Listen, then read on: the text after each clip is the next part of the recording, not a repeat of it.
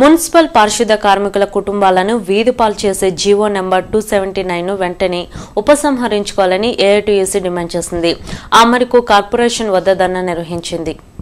కార్మికుల ఉపాధిని కాలరాయడం చంద్రబాబు ప్రభుత్వానికి తగదని సిపిఐ నగర కార్యదర్శి మాల్యాద్రి, ఏఐటీయూసీ నేత రాధాకృష్ణమూర్తి హితవు పలికారు. జీవో నెంబర్ 279 ను వ్యతిరేకిస్తూ కాంట్రాక్ట్ పారిశుధ్య కార్మికులు కార్పొరేషన్ వద్ద నిర్వహిస్తున్న ధర్నా కార్యక్రమంలో వారు మాట్లాడారు. వర్క్ టెండర్ల పేరుతో కాంట్రాక్ట్ కార్మికులను ఇంటికి పంపే ప్రయత్నాలను ప్రభుత్వం మానుకోవాలని మాల్యాద్రి, రాధాకృష్ణమూర్తి డిమాండ్ చేశారు. కార్మికులకు సంబంధించిన కనీస వేతనాలు కానివ్వండి, అట్లాగే వేతనము సెలవులు కానివ్వండి, ఇవన్నీ కూడా పక్కన పెట్టి మరి కాంట్రాక్టులు ఒత్తాసు పలికే ఈ జీవోని వెంటనే రద్దు చేయాలని, అట్లాగే పారిశుద్ధ్యానికి సంబంధించి మున్సిపల్ కార్మికులు, రిటైర్డ్ అయిన కార్మికులు, అట్లాగే నిరుద్యోగమైనటువంటి ఎస్సీ ఎస్టీ యువత వీళ్ళందరినీ సొసైటీలుగా చేసుకోవడానికి ప్రైవేట్ జీవోని 96లో జీవో ఇవ్వటం అయింది. అట్లాగే 30 జీవోని కూడా ఇచ్చిన ఈ ప్రభుత్వం కొత్తగా 279 పేరుతోటి వర్క్ టెండర్ల పేరుతోటి ఈ వర్కర్లందరినీ కూడా పక్కన పెట్టే ప్రయత్నం చేస్తూ ఉంది. ఎస్పీ కార్యాలయంలో నిర్వహించిన గ్రీవెన్స్ డేకి ఫిర్యాదుదారులు పెద్ద సంఖ్యలో తరలివచ్చారు. Rural SP Narayana Nayak, urban SP Tripathi బాధితుల నుండి ఫిర్యాదులు స్వీకరించారు. జిల్లా పోలీస్ కార్యాలయంలో నిర్వహించిన గ్రీవెన్స్ డేకి విశేష స్పందన వచ్చింది. Rural SP Narayana Nayak, urban SP Tripathi బాధితుల నుండి ఫిర్యాదులు స్వీకరించారు. ఇందులో ప్రధానంగా ఆస్తి కోసం తన కుమారుడు వేధిస్తున్నాడని, డబ్బుల కోసం దౌర్జన్యం చేస్తున్నందున ఎస్పీ స్పందించి న్యాయం చేయాలని మణిపురంకి చెందిన వెంకటేశ్వర్లు ఫిర్యాదు చేశారు. నేను ఆర్టీసీలో పనిచేసి రిటైర్డ్ అయిపోయా.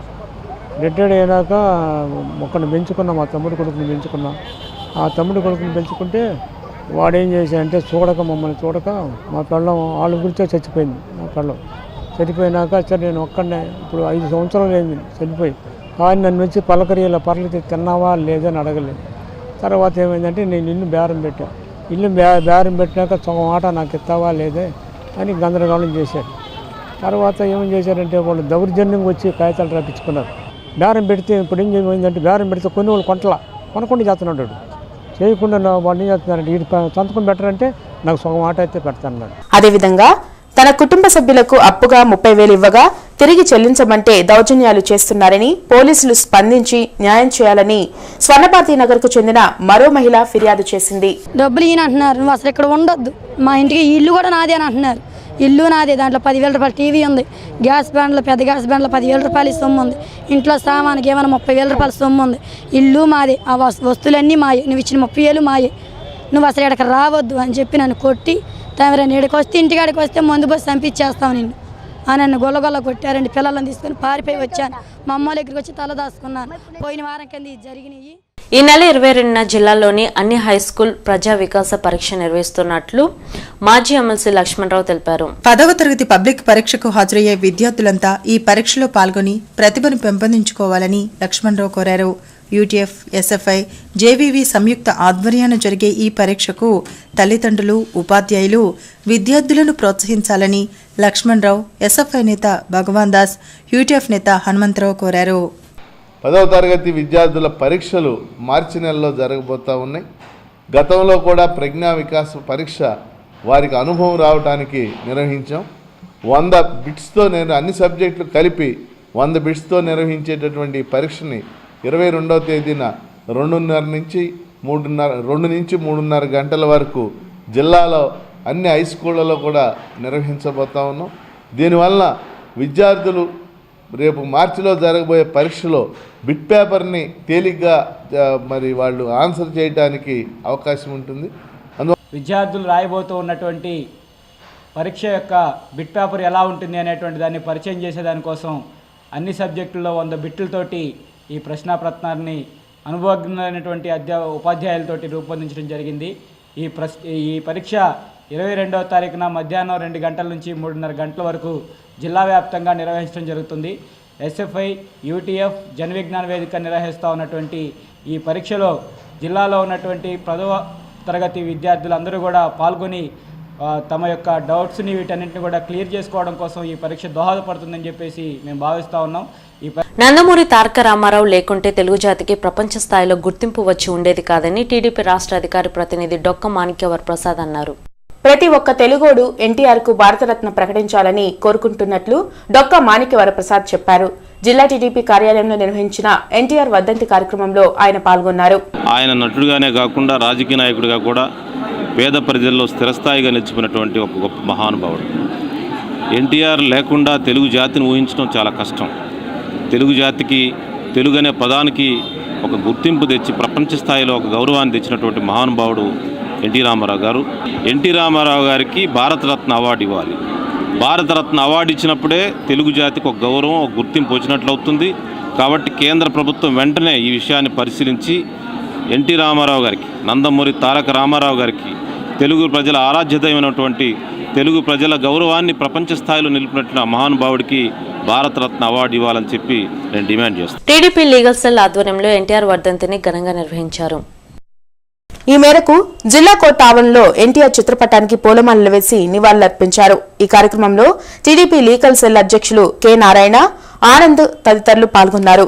పేదల అభివృద్ధే లక్ష్యంగా పాలన సాగించిన ఎన్టీఆర్ ఆశయ సాధనకు కృషి చేస్తామని వారు తెలిపారు. అన్నగారు సినిమా రంగంలోనే కాకుండా రాజకీయ రంగంలో కూడా హీరో అనిపించుకొని ఇదై ఉన్నారు.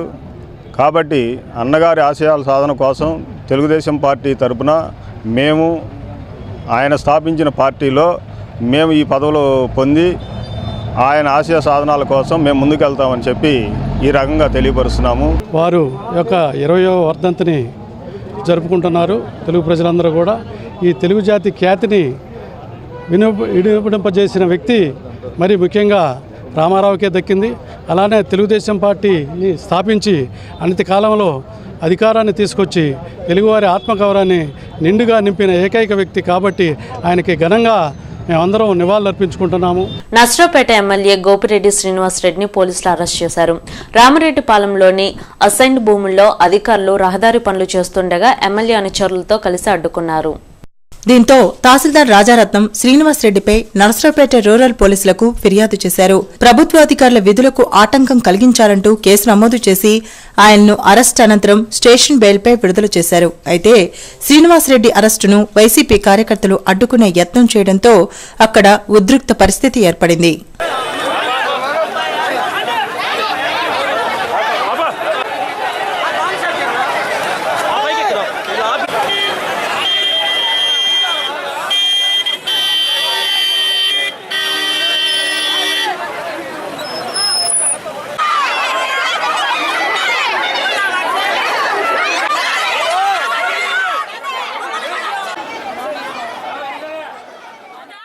లక్ష్మీపురం మెయిన్ రోడ్లో మాజీ కార్పొరేటర్ ముత్తినేని రాజేష్ ఆధ్వర్యంలో ఎన్టీఆర్ వర్ధంతి జరిగింది.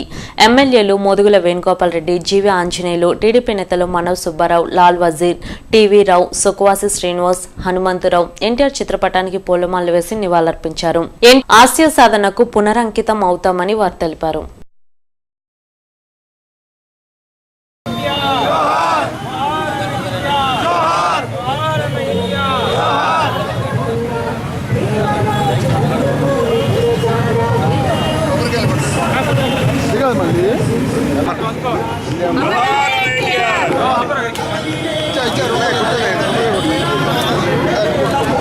పౌనిజం అసోసియేషన్ ఆధ్వర్యంలో ఈ నెల 24వ తేదీ నుండి క్రికెట్ పోటీలు జరగనున్నాయి. ఈ పోటీలకు సంబంధించిన పోస్టర్ ని మాజీ మంత్రి వరప్రసాద్ అసోసియేషన్ ప్రతినిధులు విడుదల చేశారు. పిచ్కలగుంట గ్రౌండ్ లో నిర్వహించే క్రికెట్ టోర్నమెంట్ ని అందరూ సద్వినియోగం చేసుకోవాలన్నారు. అదేవిధంగా సెంట్రల్ యూనివర్సిటీలో మరణించిన విద్యార్థి మృతికి సంతాపం తెలిపారు. ఈ నెల 24, 25, 26 తారీఖుల్లో పవనిజం అసోసియేషన్ ఆధ్వర్యంలో క్రికెట్ పోటీలు జరుగుతూ ఉన్న జిల్లా వ్యాప్తంగా. దానికి పవనిజం అసోసియేషన్ ఆర్గనైజేషన్ వాళ్ళు చాలా విస్తృతంగా ఏర్పాటు చేశారు. యువకులంతా, క్రికెట్ అభిమానులంతా, యువకులంతా పార్టిసిపేట్ చేసి రిపబ్లిక్ డే సందర్భంగా ఆ క్రికెట్ పోటీల్లో ఉత్సాహంగా పాల్గొని దాన్ని విజయవంతం చేయాలని కోరుకుంటున్నాము. ఈ నిర్వాహకులు కూడా వాళ్ళకి శుభాకాంక్షలు. వాళ్ళు సక్సెస్ఫుల్గా ఈ కార్యక్రమం నిర్వహించాలని వాళ్ళని బ్లెస్ చేస్తూ ఉన్నాం. మరికొన్ని వార్తలు చూసే ముందు మరొక షార్ట్ బ్రేక్.